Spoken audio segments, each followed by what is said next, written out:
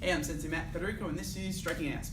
Alright, so striking asp is again someone grabbing you and pulling you in. One thing you want to understand is very similar to like crane leap. If someone's pulling you forward, you want to go with the motion and not fight it. So someone grabs you, they pull you in. So the first thing you do is pin and eagle's beak. Now let me show you this kind of cool trick.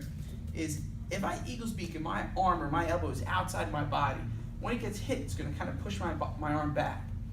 But if I eagle's beak and I can keep my elbow anchored into my hip bone, all right, now it's my whole body hitting. So it's a little trick is when I do this first part pin and I do this strike, if I can anchor it into my body, now when I strike, there isn't going to be any flex. It's not going to come back. So I'm going to put it in my hip and then I'm going to strike with it. Now the pin, this is just going to make sure that those hands don't go anywhere that we don't know.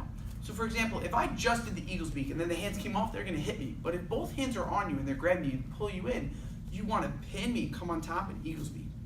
One thing to keep in mind with pins, pins only work if the hands are close together. If your hands are spread apart and you try to pin two hands that are spread across your body, you're not going to get the pin, and then you're going to use different techniques like flashing daggers, right? Or you can even mix like a stretch in the bow in there.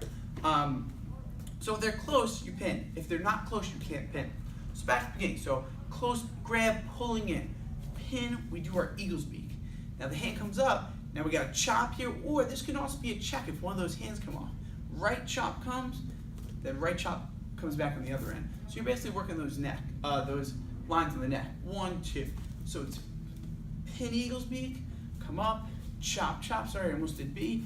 B is a ridge hand now. So if you want to look at distance, eagle's beak, it's kind of close. Ridge hand, you got a little more distance come out.